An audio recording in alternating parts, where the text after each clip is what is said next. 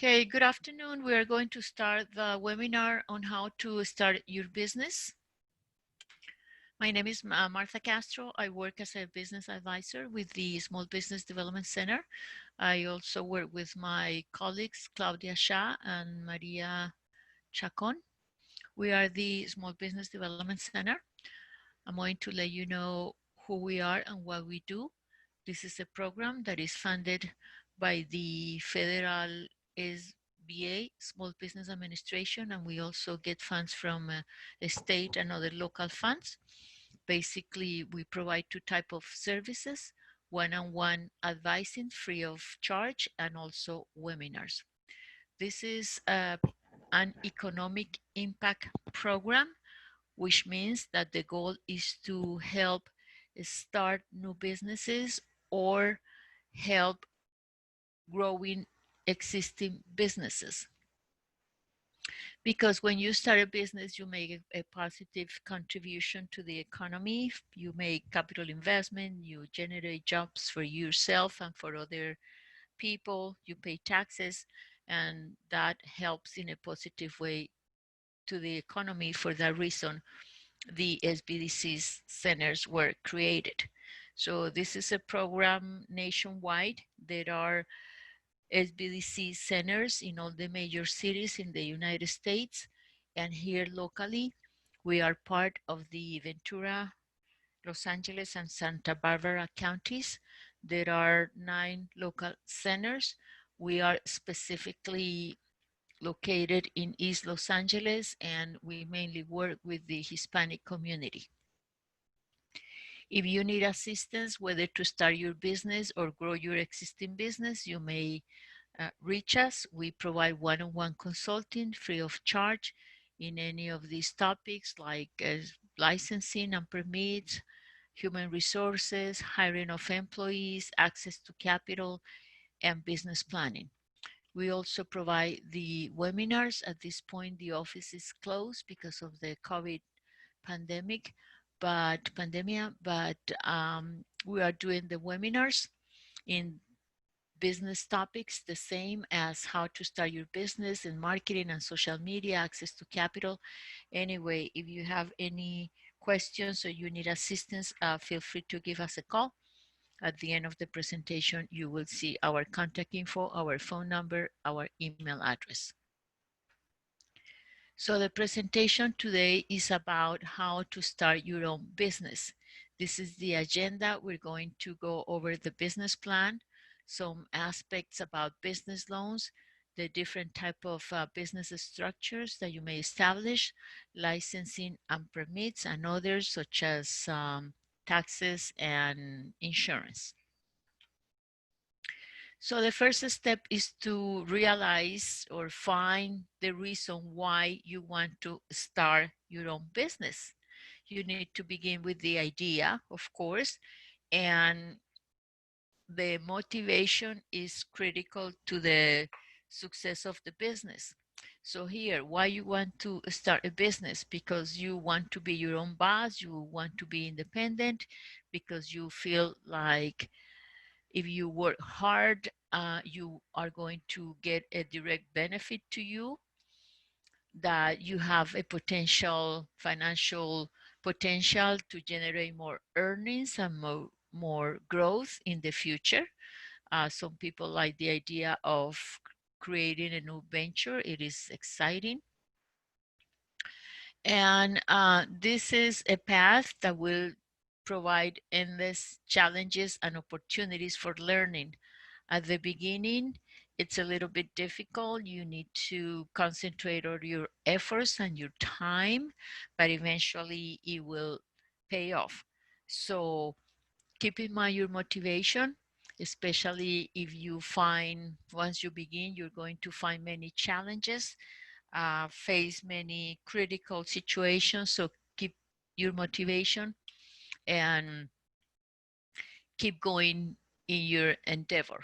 So what it takes, it's also important when you are trying to decide what type of business you are going to start.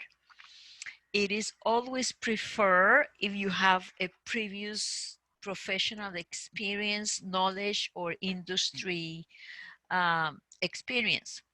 So it's a lot easier again. So think about your education. If you took classes, if you have working experience, you've been in the industry already working 5 years, 10 years, even 2 years, you know what's happening every day in the business operation. That helps a lot. Think about what you like doing. What are your skills? You may have a hobby that you may now make a business. And very important to think, what is your passion? Many people, sometimes clients ask me, what type of business should I start? Thinking that the more in the financial benefit that in what you really want to do. This is not the right approach. The right approach is to do something that you like, that you are passionate about, because again, you're going to face many challenges and block roads. So if you really do something you love, that you like, you're not going to get tired, as opposed at some type of venture that you are not really interested, then probably at the end you're going to give up. So just keep that in mind, these factors: education, your work experience. If you don't have work experience, it is recommended, strongly recommended, that you join groups or organizations, or work part-time, or really get the insights of the day-to-day operations. And over here, this is a critical step for success, is creating a business plan. Why? Because this is the foundation. So before you venture renting a location, before you buy merchandise, you need to have a clear vision of how you are going to run the business in the future. You need a foundation. This is like if you are building a house. And I use this example because it describes the situation. So for instance, when you are going to build a house, using the example here, you may say, okay, I have this piece of land and I can build the bathroom here, and a month later you say, build me the kitchen here, and later, oh, build me a bedroom over here. But it's all very improvised, and at the end you realize this is not a good, I didn't have a plan, this is not good, it's not making sense. So you have to change and start all over. So same thing over here. This is the foundation: creating a business plan, thinking how you're really going to manage, what is the capital investment, what are the resources that you have, what additional resources you will need.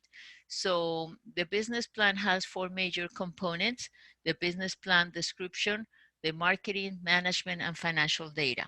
So we're going to go over each component and see what it takes. So what you have to do when you begin with the business description and the products that you are going to offer, you need to think about the business model, and it has to be different. You have to think how you're going to position in the market, and what is your unique proposition, what is your mission, your business, your philosophy, and what is your business structure. So it's really important to be specific. At this point, you cannot be general. It's not saying it's going to be a food or restaurant. Yes, but what type of restaurant? What is the menu? What are the hours of operation? What is the location? Is it going to be formal? Is it going to be to-go orders, the type of food? But you have to be specific. So over here, hi, Sean.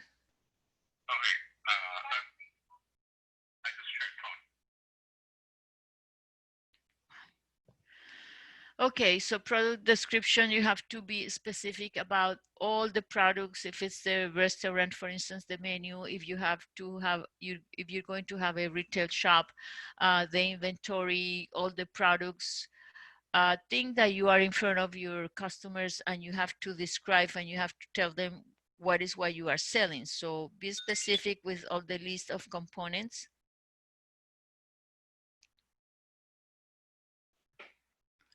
And critical to establish what is special and what are the benefits to your customers and how you are going to compete and how you are going to be different to the existing businesses. The location is critical also, and there are different scenarios. It could be that you have a physical location.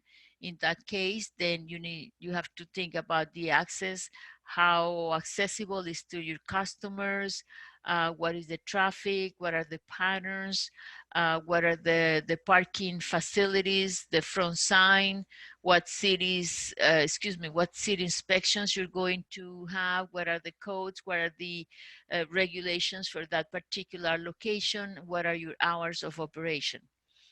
It may be that, especially if it's a service that you don't have a physical location, but you can work from home.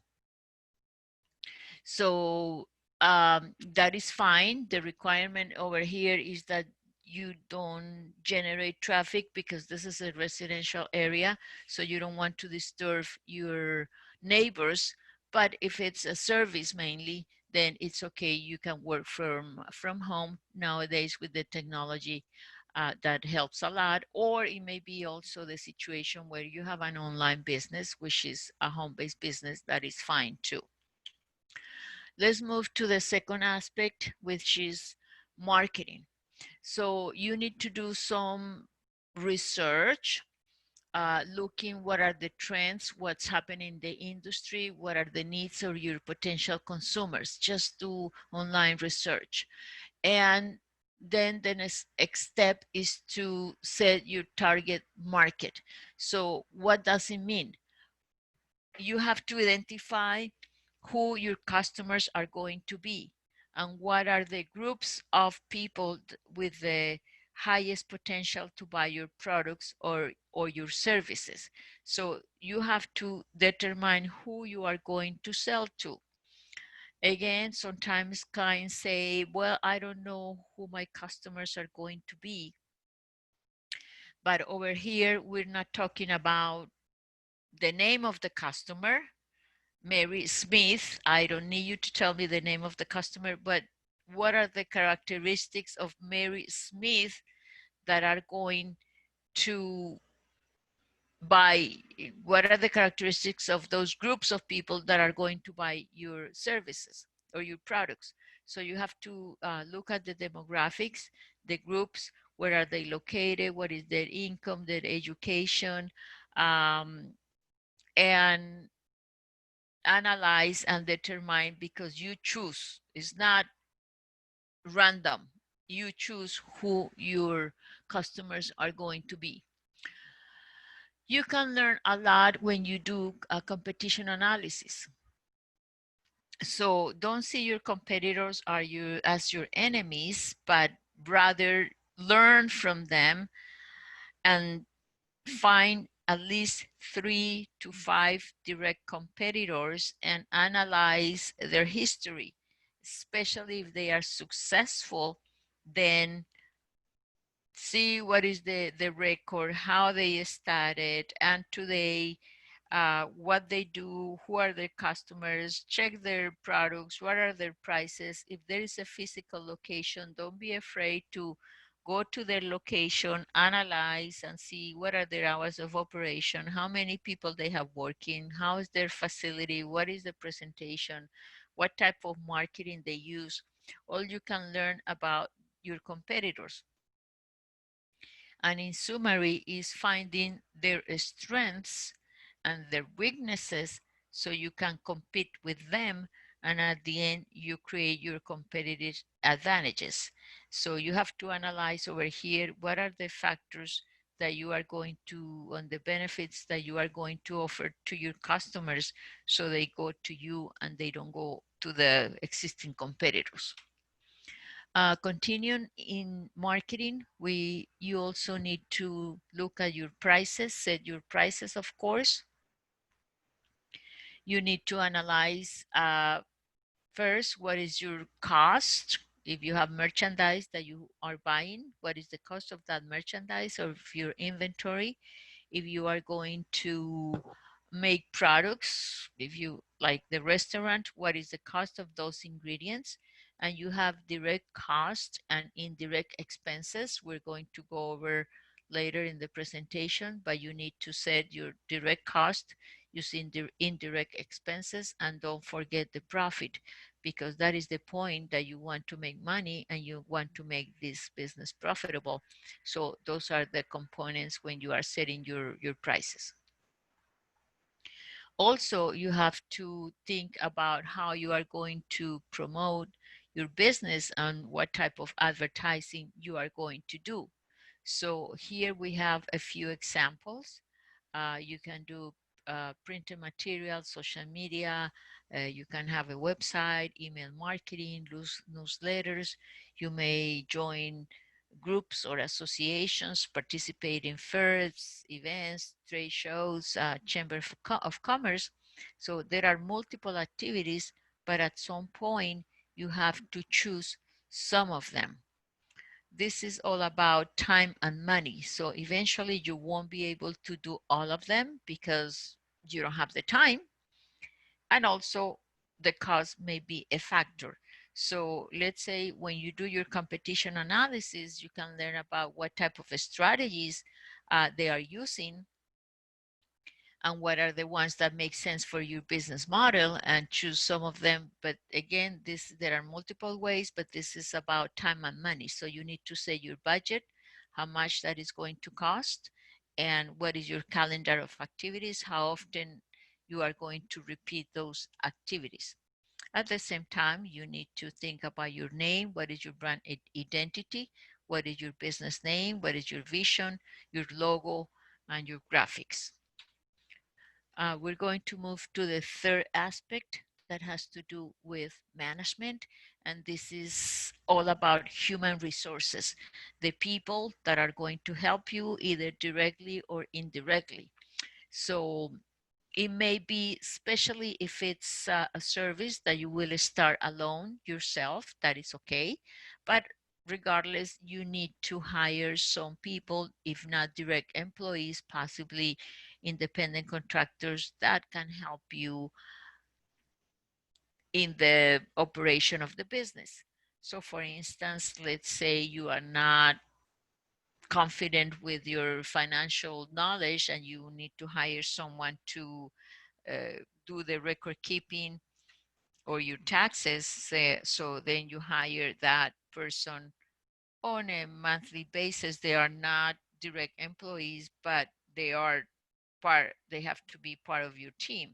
If you're going to hire someone to help you, for instance, with social media or designing your website or the maintenance of your website, then they are independent contractors that will help you uh, with specific tasks. Now, if you need to hire employees, you have to be very specific about the positions that and what are the duties and the job responsibilities that are going to be assigned to them. So you have to be very specific about the positions, how many people you need to hire, what are the responsibilities, what level of education are you looking for, what type of skills and experience you are looking for, and what is the compensation plan, of course. How much is going to cost, how much you are going to pay them, and what additional benefits you can offer them, if any other. So we're talking over here about employees management, human resources, about direct employees, independent contractors or outside contractors, and your vendors. Don't forget who are going to be the providers. You need to have a list of your suppliers or your vendors. Have several of them. Don't rely only on one. It's good to have two or three as a backup. If you are going to have employees, it's important to make the difference over here between direct employees, who are the ones that you have in payroll, and the independent contractors. So when you have direct employees, remember that you will have to pay, and you will have pay them a salary, hourly or monthly, and you will have to make deductions from their paycheck, and at the same time you have to make contributions. So there are taxes that the employer or the company is responsible for. You also have to think about the employee labor laws, the break times, the sick times, the vacations, the health benefits, if any, overtime. When the other situation, how you can work with people, are the independent contractors. In this case, as the examples I was given before, the website designer, the social media marketing person, the tax preparation, they are independent contractors. You pay a fee, but they are not your direct employees. So in this case, you don't have to do any withholding. You don't have to pay taxes. Rather, there is a form that you have to give them, the 1099 for contractors, where you, at the end of the year, um, summarize the amount that you paid to every of them, to the contractors, and they are responsible for their taxes, for reporting their taxes. So there is a lot more info, but this is the overview about the difference between employees and independent contractors. We are going to move now to the financial aspects. Here, there are two major components: the financial data. The first one is the startup budget. This is the capital investment that you have to make before you open the doors. You have to get ready, you have to be prepared, and you're not even in business yet, but there is some capital investment that's most likely is going to happen. We have some examples over here, like legal or professional assistance, licensing and permits, if you need to buy office equipment or industrial equipment, if you are going to have insurance, all your marketing material, your logo design, your collateral material, printed brochures, the website design. If you are going to have a physical location, you will have to pay the deposit. This is, remember, this is before you open the door. So we are only talking about deposits over here. For commercial locations, most of the time you will have to put at least 2 or 3 months of deposit. So if your rent is going to be $2,000, it's not only 2,000, it's probably going to be 4,000 if you have to put 2 months, or 6,000 most of the time, 3 months rent. Also, if you're going to make products, then you have to buy your purchase your inventory or your raw materials. If you are going to have a physical location and you have to do construction of remodeling, this is one of the highest. You may need a front site, and then you have working capital, which are like the reserves you need to, once you are in business, if your sales, your income or revenues don't cover the expenses, then you need to have some additional reserves that is called working capital.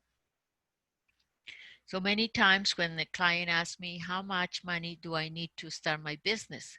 This is the way how you answer that question. You need to budget all these expenses. These are some examples. Some of them may apply to you, or all of them, or you may have additional ones. But over here, this is how you determine what your initial capital investment is. Could be $10,000, $50,000. It depends on the business model. And once you start your business, then you have to keep track of your operational expenses, meaning that you need to keep track of your revenues, your sales, and at the same time, you are going to have some expenses that repeat almost every month. For instance, if you have employees or independent contractors, you will have to pay almost every month. If you have direct employees, you need to have workers' compensation insurance that is mandatory, the workers' compensation insurance. There is another insurance that is optional, the liability, but it is recommended, so you are protected if you get sued, either by your customers or by an outside party. Here you're going to have your monthly rent that repeats every month. If you have business loans, then you have to start making the payments. If you need to do marketing all the time, it's not enough with the investment that you did in the grand opening. You have to do marketing all the time, every month. So you need to know what is your budget. If you have to buy suppliers, most likely you have to pay utilities, maintenance, repair, inventory, and so on.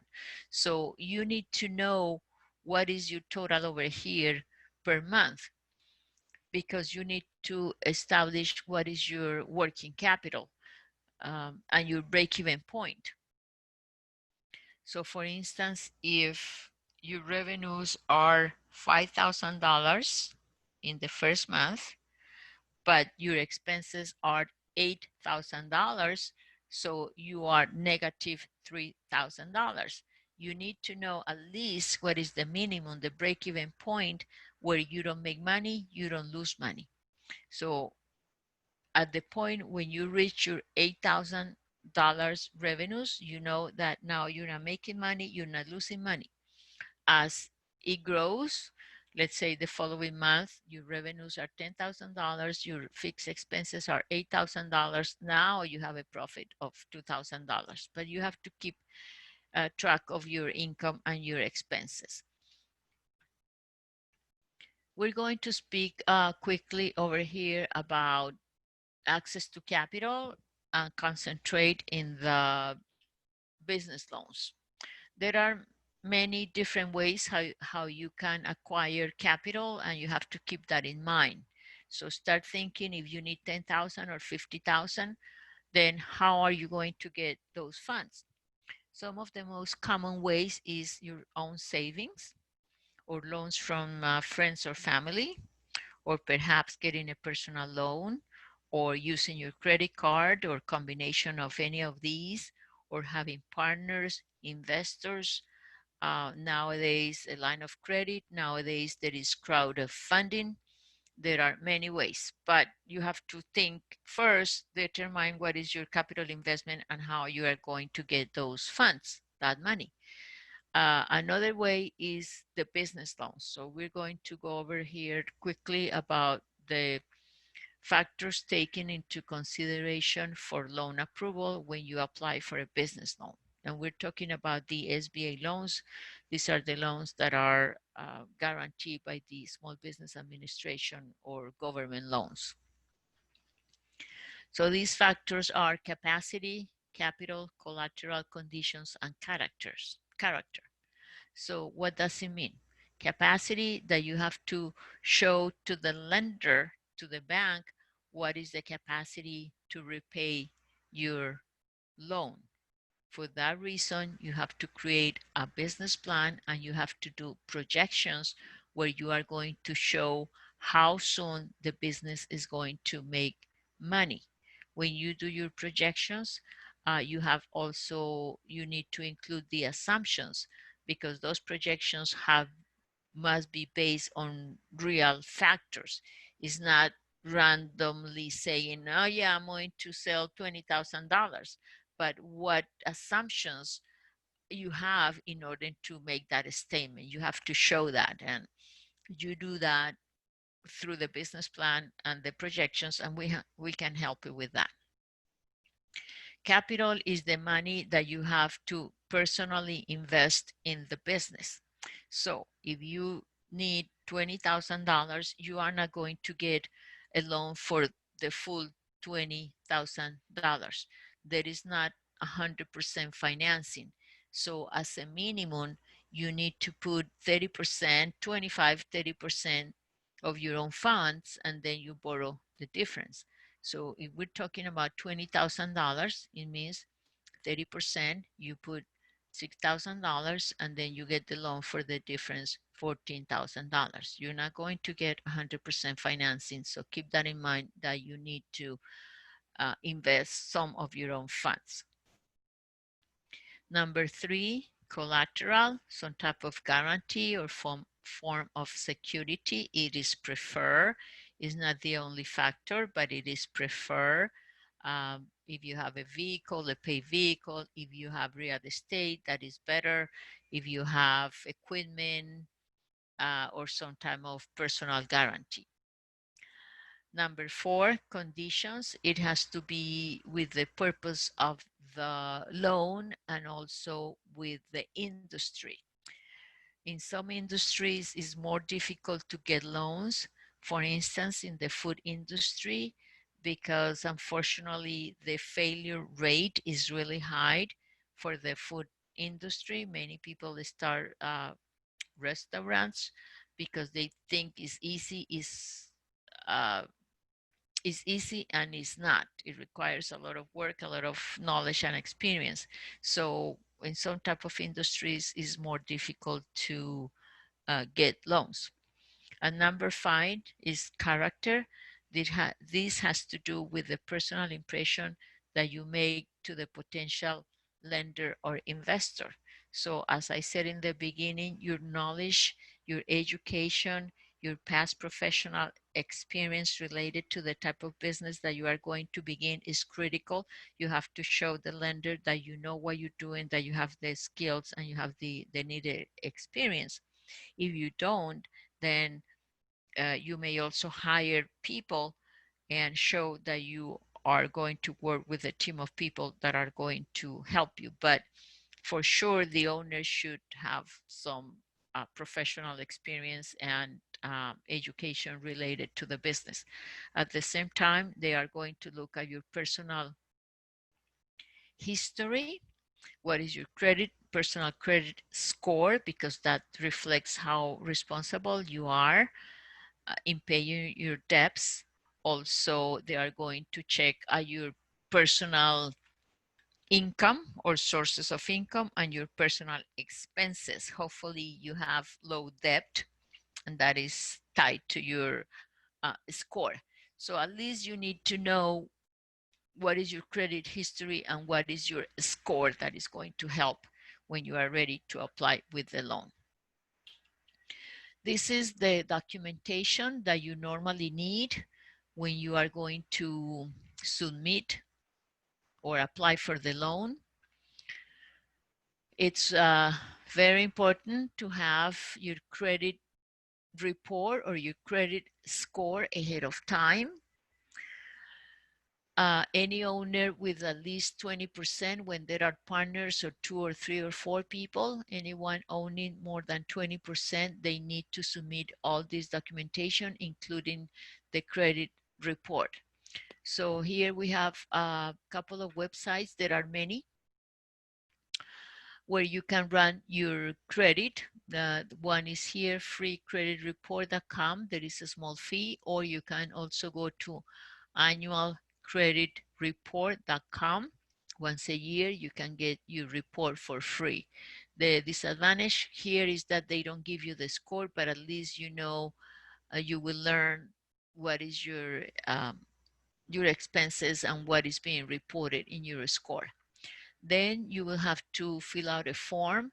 That is the form 413. This is personal financial statement indicating what type of cash you have and what assets and liabilities you have at a personal level.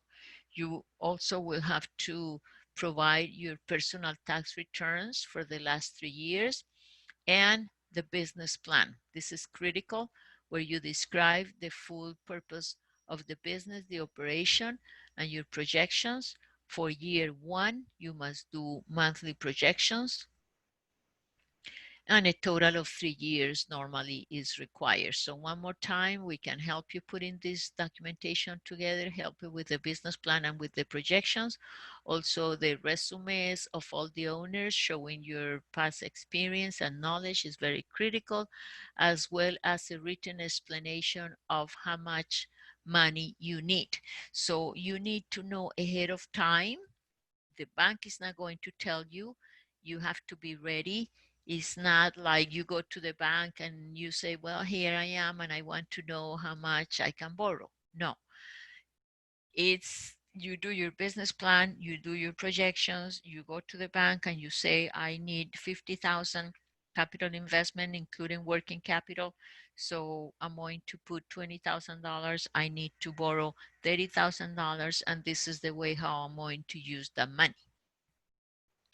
So you have to be prepared ahead of time. They are also going to ask you for your paperwork regarding the business entity. We're going to review this in a minute. And if you are going to have a physical location, you need to have a preliminary lease agreement or at least a letter of intent. If you have questions about business loans or any of the uh, business plan components, feel free to let me know at the end or schedule an appointment for the consultation. All right, so at this point, you already know how your business is going to, how you're going to organize your business in the future. You know what products and services you're going to offer, who are your customers, what are your prices, and so on. So at this point, you are now ready. You finish your business plan. So at this point, you are ready to create your business structure. Okay, these are the different type of business structures that you may create, and we're going to go over each of them. General characteristics. You may be a sole prop. You may be a partnership if it's two people or more. You may establish a limited liability company or an LLC, or you may establish a corporation. So let's see now what are the differences between each of them. When you are a sole prop, sole owner, this is the most basic and the cheapest way to establish a business. Over here, the business is operated by an individual, is not a corporate entity. The disadvantage is that your personal assets are not protected. So if you get sued or if you incurred in debts, then you may be responsible with your personal assets. Also, if you if you have a risk over here, then you're liable if you get sued or for debts. But what you can do over here is begin as a sole owner and change later, especially if you don't have assets to protect. It's okay to start as a sole owner and change later. And at the same time, you can get the liability insurance that is going to cover and help you some way. In order to become a sole owner, all you need to do is get a name, think about the name, and then you register that name, which is known as DBA or fictitious business name, is the same, and you file or you do the search, and then you submit the application with the county. We are going to speak about licensing and permits. Some of them you have to do with the state, some others with the county, some others with the city. So in this case, the way how you register your DBA is with the county clerk. Could be Los Angeles County, Riverside County, Ventura County. This is rather simple. Normally you can do that online, do the search of the name, and then fill out the application. The fee is $26 and is rather simple. Then the next step is to publish a name in a newspaper during 4 weeks. And this is the requirement, and the purpose is to give public notice. So even though you do the search and confirm that the name is available, you still have to do this newspaper publication. In the same website of the Los Angeles County Clerk, there is a list of newspapers. Any newspaper is fine. The fees run from $40 to $100 sometimes. So it doesn't matter what newspaper you use. You may go with the lowest price, it's fine. Once you are registered, it is recommended that you open a business checking account, so that way you separate your personal finances and your business finances, and that is going to help in the future also when you prepare your tax returns, so you have clear basic bookkeeping separate from your personal business. You will have to report your taxes using the form 1040 and Schedule C to show the expenses of the business, and you will have to pay self-employment taxes. Now, when it's a partnership, partnership is when two or more people join to run the business or start the business. In this case, each partner contributes with all the aspects of the business. It could be money, it could be work, it could be property. And in this case, each partner is responsible for their, has a responsibility. If it's two partners, for instance, each 50%, so they are 50% responsible for any debts, or if they get sued at the same time, the income is also split in two parts, 50% each. There are two different types of partnerships.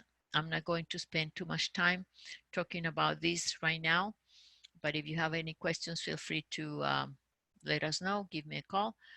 General partnerships and limited partnerships. This is not really a very common way of establishing a business. It's better in that case to establish a limited liability company. Now, the LLC is a hybrid type of legal structure that provides the limited liability of a corporation and the benefits of tax reporting of a corporation. So in this case, you have to file with the California Secretary of State. It's not extremely difficult. It's just one additional step compared to the sole ownership. You have to file with the California Secretary of State the form $75, and then you have to pay $800 per year tax, regardless if you are making money or not. Then we have the corporation. The corporation is an independent legal entity that is owned by the shareholders. So in the first scenario that we had, when you are a sole owner, the business and the individual are together. In the case of the corporation, you separate the business, and the corporation is a separate entity. Therefore, your personal assets are protected from any debt or liability. In order to establish the corporation, you also have to file with the California Secretary of State.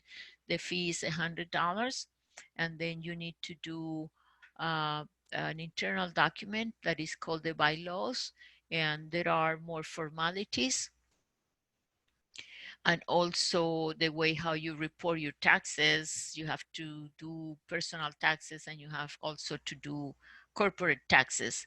So, and besides, you have to pay the $800 per year, the same as the LLC. Okay, we're going to move now to other licensing and permits. So you need to get a business license, and this is with the city where you are operating.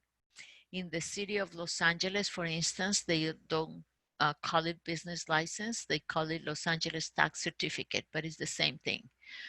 You apply with the city. You may do this online also. The fee changes from city to city. Right now, for certain type of businesses, there is no charge for the first year in the city of Los Angeles, and other cities like Pasadena or Redondo Beach or Long Beach, whatever the city, they have their own fees. It could be $50, $200. If it's a home-based business, then you need this home occupancy permit. And the requirement over here is that you don't generate traffic or that you don't have customers coming to your house. It's only going to be your home office, basically. There are other type of permits or licenses depending on the industry, your business specifically. For instance, if you are in the cosmetology industry, you need to get a state license. If you are going to sell beer or wine, then you have that specific permit. And if you're going to sell food or prepare food, you have to get the permit from the health department. If you are going to remodel, if you have a physical location and you are going to do remodeling, then you have to deal with the city. You need a construction permit. You have to submit the plans before you start the construction. You have to submit the plans for approval to the city. You may need a fire permit and a police permit and inspections. This is really one of the highest expenses if you have to do remodeling. And then, as I said before, it is uh, good to have your business checking account. All right, we're almost at the end of the presentation. Um, this is about taxes and insurance. You are going to require a seller's permit if you sell tangible goods or products. If you offer a service, no. If you do taxes, if you are a graphic designer, if you're providing a service, no. But if you are selling merchandise, either online or at a physical location, you need to charge the sales tax, right? It's like you go to any store and you buy a soda and then it's $1 plus tax. A bottle of water, $1 plus tax. This is what we are talking about over here, the sales tax. So basically you are helping the state to collect these funds, this money from each customer. And at the end, you have to report that money to the state. So that is the purpose of this seller's permit, is creating that account and having that number to report those collection money that you get from your customers. Also, it has another purpose, which is to allow you to become exempt of paying taxes when you are going to buy your raw materials. So if you are not, in the case of the food restaurant or inventory, if you have a retail store, you may be exempt to pay the sales tax when you purchase your merchandise because you are not the end user. Therefore, you are exempt and you can show that you have the seller's permit to avoid double taxation. Other taxes that you will have to pay is the self-employment tax. This is when you prepare your income tax. You will have to pay self-employment tax, income tax based on your profit, federal and state level. Also, another tax is the workers' compensation insurance, which is mandatory.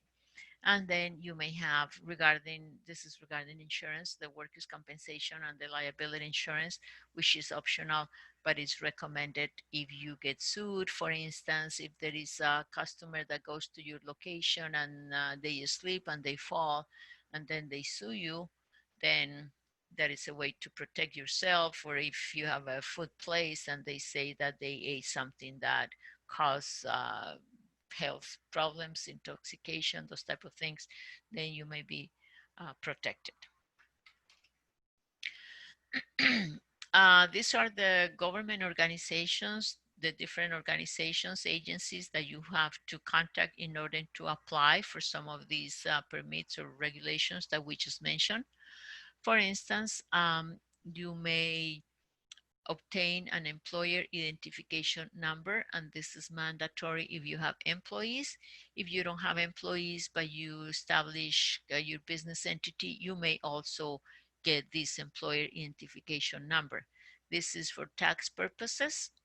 So instead of using, in the case of the sole owner, instead of using your social security number, you may use this employer identification number. So you apply with the Internal Revenue Service, the IRS. When you have to pay your taxes, state taxes, this is with the Franchise Tax Board of California. If you have employees and you have payroll, then you have to submit your taxes to the Employment Development Department, the payroll taxes, for instance, unemployment, social security, you have to pay to the EDD. If you have to obtain the sales tax, then this is with the CDTFA, California Department of Tax and Fee Administration.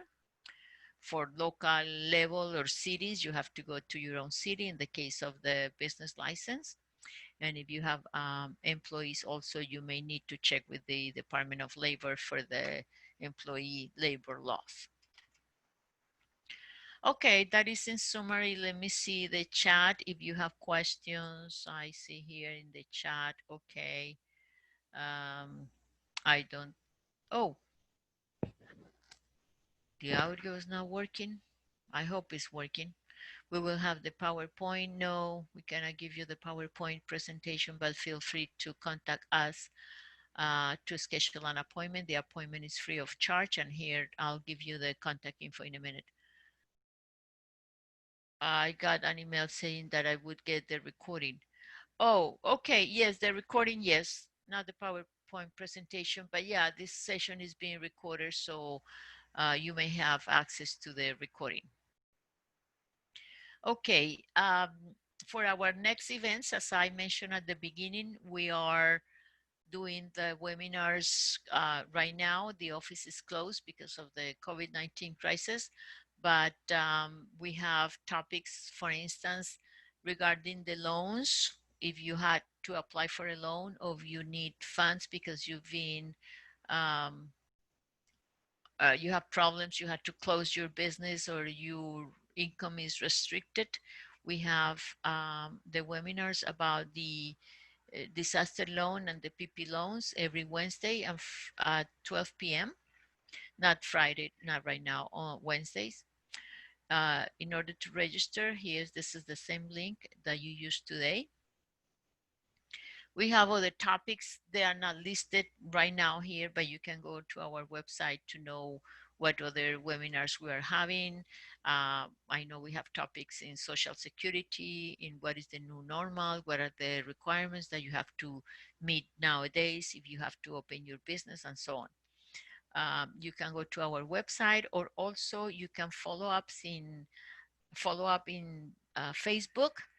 Really, this is the most dynamic info that we have. Any news, any regulations, any changes, you can go to our Facebook page and you will find the latest info, changes about the loans, about the programs, requirements, and so on. So you may follow us in facebook.com. This is in Spanish, Centro de Negocios SBDC, or just look us on Facebook SBDC, Small Business Development Center. Here, this is our contact info for any questions, or if you want to schedule an appointment, if you need assistance in building your business plan, in creating your business entity, other questions about licensing and permits, feel free to give us a call. This is free of charge. 800, our number 800-794-1402. Leave us a message from when you call, please, with your name and your questions. And also you may go to our website, small biz la, excuse me, yeah, smallbizla.org/events for coming webinars. And if you want to register and become a client, please register over here. We would like to have your info, and then we can call you back and schedule the appointment. There is no cost for the services, so feel free to do so. Um, the contact, I came to the late, do it to the wrong link. I apologize. Yes, today we had a problem, and I apparently they sent the link stating that the webinar was at 10, but it actually was at 11. If you can type over here your email address, I can send you the link. This goes to Maribel and Mohammed. Please, if you can write over here your email address, I can send you the recording, the link of the presentation today. Okay, let's see. We have any other questions? Apparently, no, we don't have any other questions. So I'll wait over here. I got your email over here for Mohammed. Maribel, send me your email, please, so I can send you the. Okay, very well. Any other questions? You can use the chat or open the microphone.